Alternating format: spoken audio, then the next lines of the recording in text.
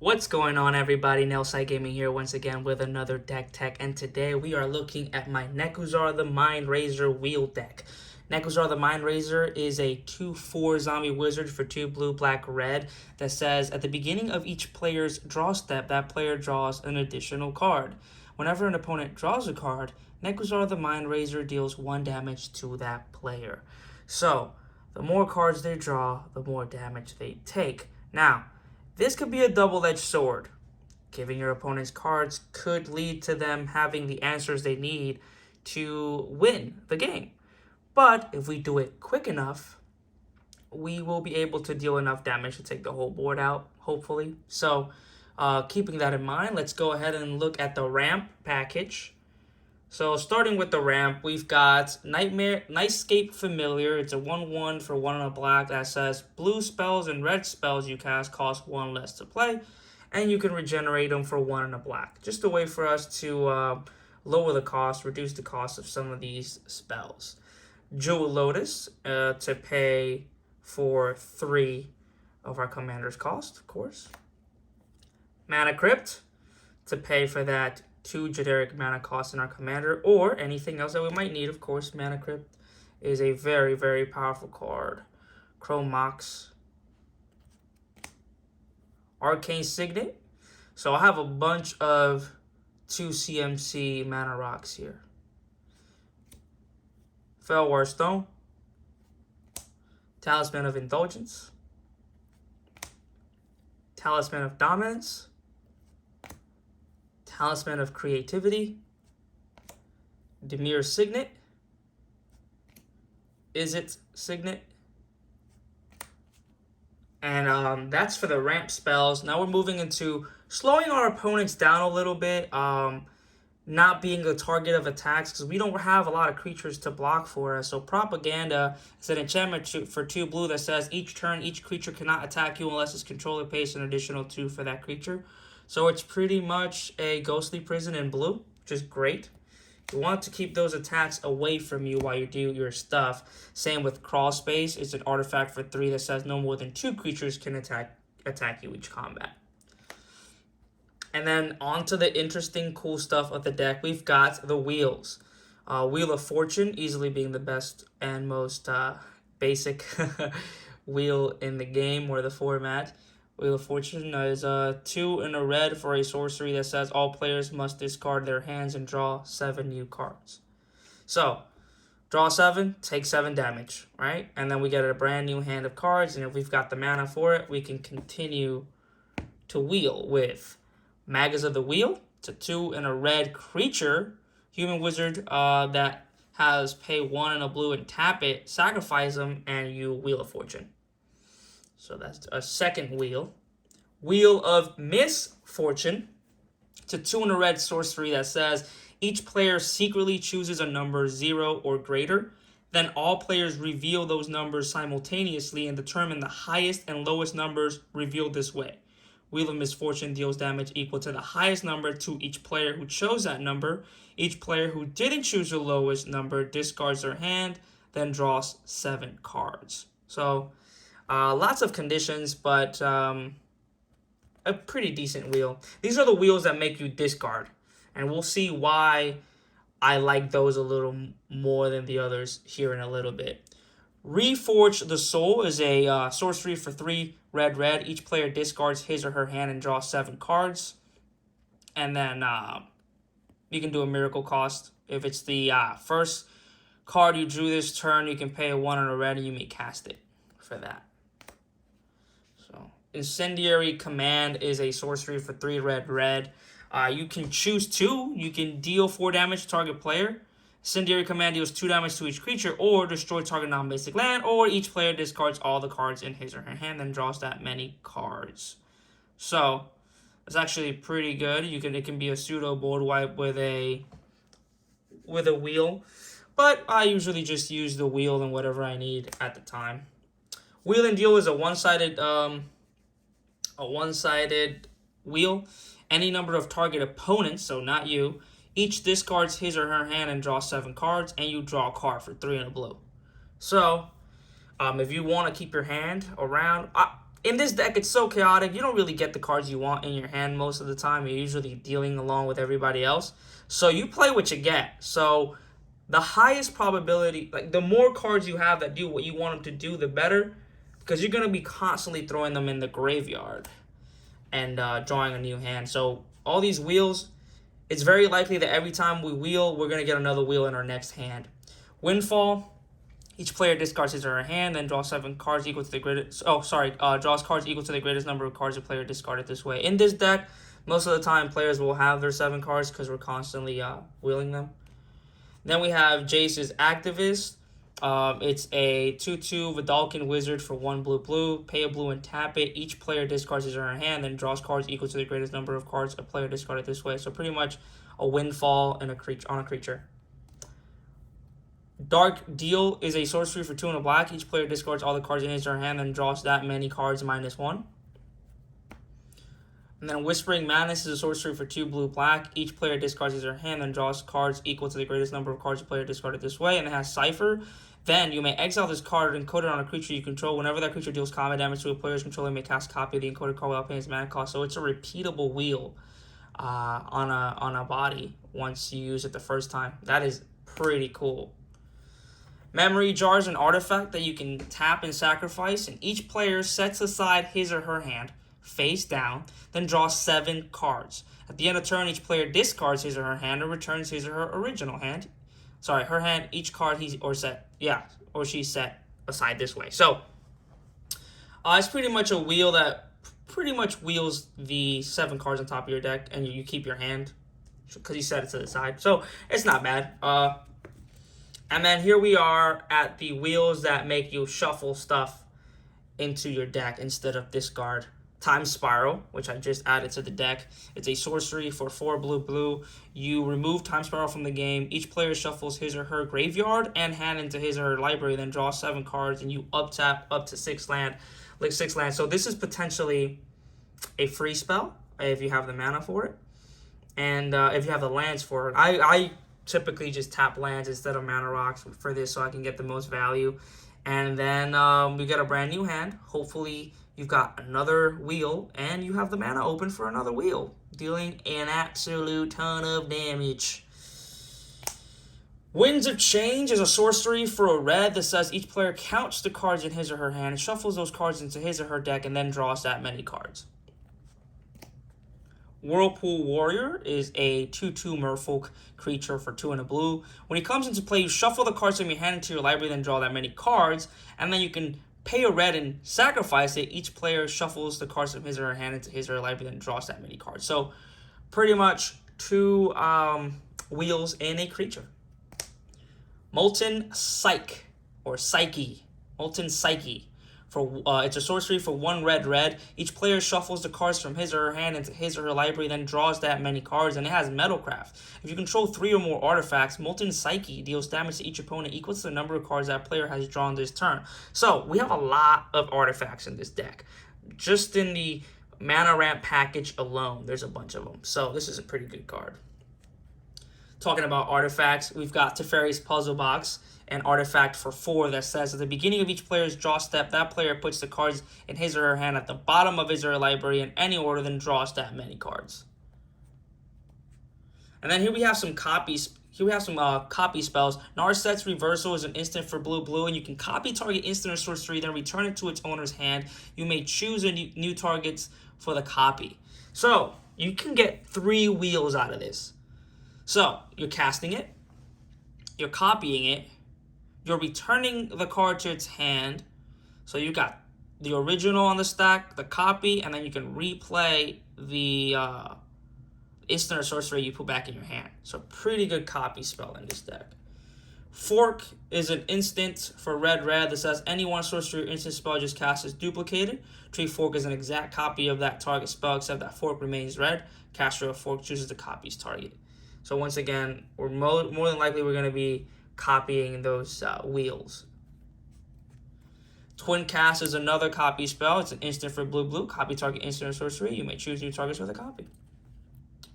Now we're moving into synergistic pieces that allow us to deal as much damage as possible. So Bloodchief Ascension is an enchantment. Bloodchief Ascension is an enchantment for black that says, at the beginning of each end step, if an opponent lost 2 or more life this turn, you may put a quest counter on Bloodchief Ascension. So every time they draw with our commander out, they will be taking that 2 damage. So this is a perfect card for this deck. And then the second says, whenever a card is put into an opponent's graveyard from anywhere, if Bloodchief Ascension has 3 or more quest counters on it, you may have that player lose 2 life. If you do, you gain 2 life. So that's great. It says from anywhere. So when they discard cards, they will lose 2 life per card. And now you will gain 2 life per card. That's going to get pretty wild. Liliana's Caress is an enchantment for 1 on a black. Whenever an opponent discards a card, that player loses 2 life. Megrim is an enchantment for 2 on a black. Whenever an opponent discards cards, Megrim deals 2 damage to that player. So same thing for 1 more mana. Underworld Dreams is an enchantment for black, black, black. Whenever an opponent draws a card, Underworld Dreams deals 1 damage to that player. Harmonic Prodigy is a 1/3 creature for 1 on a red. Has prowess, and if an ability of a shaman or another wizard you control triggers, that ability triggers an additional time. So this makes our damage from our commander trigger 1 more time. So more damage. Cataract Parasite is a 1/1 for black. Whenever an opponent draws a card, if you control a red permanent, you may have Cataract Parasite deal 1 damage to that player. Psychosis Crawler is a star horror for 5. When his power and toughness are each equal to the number of cards in your hand. Whenever you draw a card, each opponent loses 1 life. So when they draw, they're losing life. When they discard, they're losing life. When I draw, they're losing life. With this guy to top it all off. So damage all around. Library of Lang is a synergy piece. It's just a artifact for 1 that says you skip your discard phase, so you have no maximum hand size. And whenever a spell or effect forces you to discard a card, you may instead discard that card to the top of your library. So a way to keep our cards and a way to not have to get rid of our stuff at the end of our turn. So pretty cool. Waste Not is an enchantment for 1 on a black. This says, whenever an opponent discards a creature card, put a 2/2 black zombie creature token onto the battlefield. Whenever an opponent discards a land card, add 2 black black to your mana pool. Whenever an opponent discards a non-creature non-land card, you draw a card. This is Value Town in this deck. You want to get this out right before a wheel, and you're going to be loving life. Dauthi Voidwalker is a 3/2 Dauthi Rogue for black black. Has Shadow. If a card will be put into an opponent's graveyard from anywhere, instead exile it with a void counter on it. And then you can tap and sacrifice Dauthi. You choose an exile card an opponent owns with a void counter on it, and you may play it this turn without paying its mana cost. So you're stealing some of their stuff. Tergrid, God of Fright. A 4/5 god for 3 black black that will be the cause of your opponent's nightmares, because it says, Menace. Whenever an opponent sacrifices a non-token permanent or discards a permanent card, you may put that card from a graveyard onto the battlefield under your control. You're going to be stealing a ton of stuff with the discard part. Yeah, that's a salt piece. Locust God is just a synergy piece. It's a 4/4 god for 4 blue, red. Has flying. Whenever you draw a card, you create a 1/1 blue and red instant creature tokens with flying and haste. So a good way to be a little bit more offensive, but a better way to have some blockers on the board.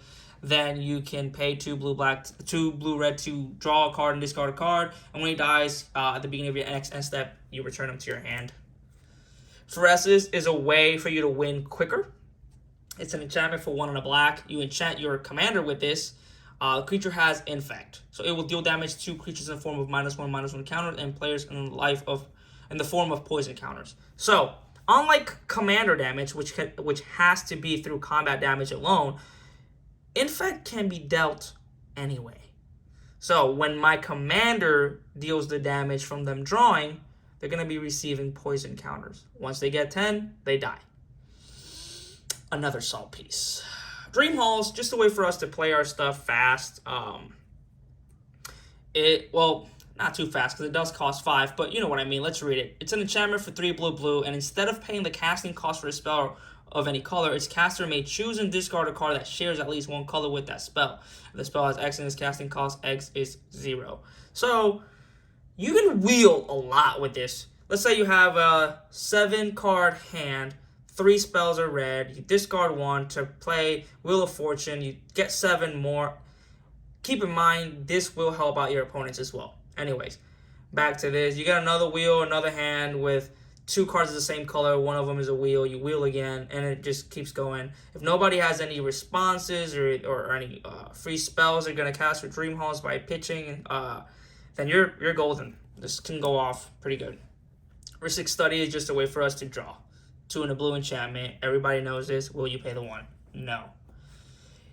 Gef's Grimoire, I think it's pronounced, is an artifact for 4 that says whenever an opponent discards a card from his or her hand, I may draw a card. Notice how it says may. Yes, I may. No, most of the times I will. Sometimes I will not, but it's pretty good. Now, we got some cards to be able to get our wheels from the graveyard back, and we can loop it in that one turn as long as we have the mana to pay for it. So it's an enchantment for 1 and a red. Each non-land permanent in your graveyard has escape. The escape cost is equal to the card's mana cost plus exile 3 other cards from your graveyard. So actually, no. You need to have more cards in your graveyard so that you can exile that and the mana. So, but hey, even if you get 2 or 3 uses of a wheel, value town. I know there's ways to go infinite with this with other cards. We're not doing that here. Mission Briefing is an instant that costs blue, and you can surveil 2. Then choose an instant or sorcery card in your graveyard. You may cast that card this turn, and that card will be put into your graveyard this turn. Exile it instead. And to surveil, you just look at the top 2 cards of your library, then put any number of them into your graveyard, and the rest on top of it. So you can surveil, put a wheel in there if you want, and then bring it back. Pretty good. Or you can just use the wheel that's already in the graveyard.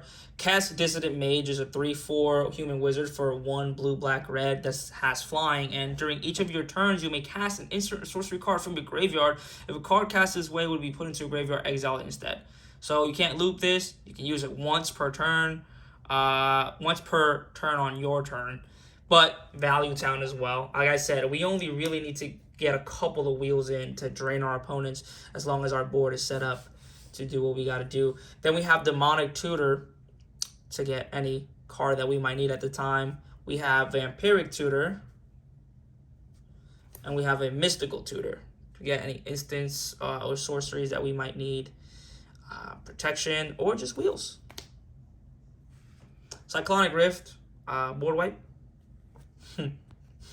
I laugh because that card, man, it's just... Anyways, Deadly Rollick is a free removal spell, instant for 3 and a black as long as you control your commander, and you exile it. Chaos Warp, nice little removal spell. Counter spells, guys. Force of Will. Yeah. Force of Negation. Mana Drain. Swan Song? Yeah, we're countering a ton here, guys. An offer you can't refuse. Counter spell. Negate. Arcane Denial. Perplex. Mystical Dispute or Dispute. Miscast, and I'm considering taking one of these out to put a Pact of Negation. Which one should I take out? Leave a comment down below. I know there's some CEDH type, not so good in casual commander counter spells in this. Anyways, let's move to the land package. We've got a swamp, a mountain, and an island. We've got a volcanic island, an underground sea, and a badlands. Got a watery grave, steam vents, and a blood crypt. Bloodstained mire, scalding tarn, polluted delta.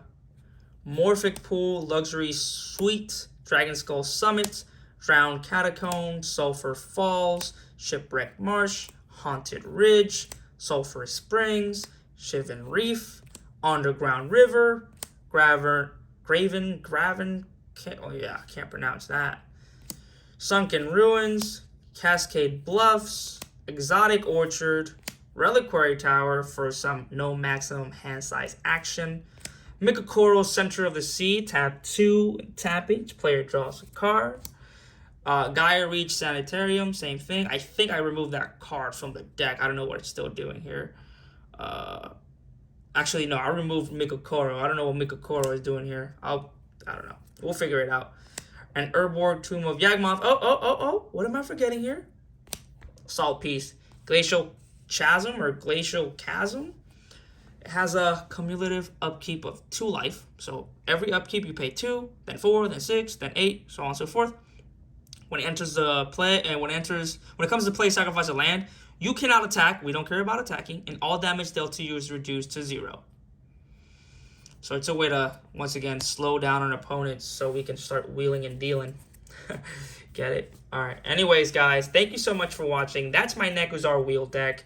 Until next time, Nelside Gaming out.